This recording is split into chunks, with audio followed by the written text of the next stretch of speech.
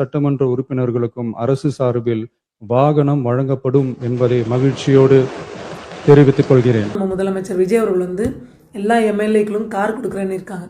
என்னுடைய ஒரு கோரிக்கை என்னென்னா, முதல்வர் விஜய் கிட்ட இல்லாதவங்களுக்கு கார் கொடுங்க, இருக்கிறவங்களுக்கு எதுக்கு?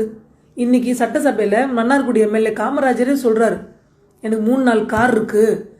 இவருக்கே 3-4 கார்னால் திமுக காரங்க அதிமுக காரங்களாம் எவ்வளோ கார் இருக்கும்? ஆனால் இருந்தாலும் முதல்வர் கொடுக்குற காரில் தொகுதி ஃபுல்லாக சுற்றி வந்தால் அது கெத்தான்.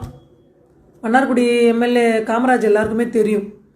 அதுக்கப்புறம் இந்த வாகன பராமரிப்பு, ஓட்டுநருக்கு எல்லாம் சேர்த்து எரிபொருள் இதெல்லாம் சேர்த்து 75,000 மாதம் கொடுக்கணுமா, கொடுக்குறாங்களாம் காருக்கு. அதுக்கப்புறம் இந்த உதவியாளர் வச்சுக்கலாம், அவங்களுக்கு 25,000.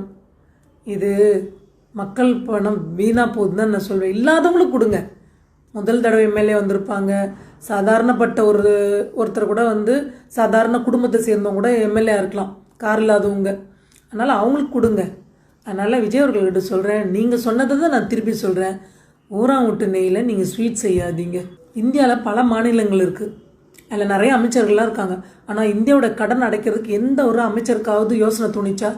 ஆனால் நம்ம பெருமை பண்ணுங்க, நம்ம தமிழ்நாட்டை சேர்ந்த கில்லி சரத் அவர்கள் இந்தியாவோட ஒட்டுமொத்த கடனை அடைக்க ஒரு சூப்பர் ஐடியா கொடுத்துருக்காரு. அதாவது முதலமைச்சர் விஜய் அவர்களோட சேவையை பாராட்டுறவர்களுக்கு சேவை வரி போடணுமா, ஒரே நாள் இன்றே இந்தியாவோட கடன் அடைச்சிடலாமா. ஆனால் ஒரு விஷயம் கில்லி சரத் தம்பிக்கிட்ட சொல்கிறேன், இந்த சேவை வரியெல்லாம் விதிக்கிறது மத்திய அரசாங்கத்தின் கையில் இருக்குது, யாராவது பிடிச்சி எடுத்து சொல்லுங்க அவர்கிட்ட. அதுக்கப்புறம் இன்னொன்று சொல்கிறாருங்க, கிருஷ்ணர் பிறந்தது இந்துக்கள் கொண்டாடுறாங்களாம், நபிகள் நாயகம் பிறந்ததை இஸ்லாமியர் கொண்டாடுறாங்களாம், இயேசுபிரான் பிறந்ததை கிறிஸ்துவர்கள் கொண்டாடுறாங்க.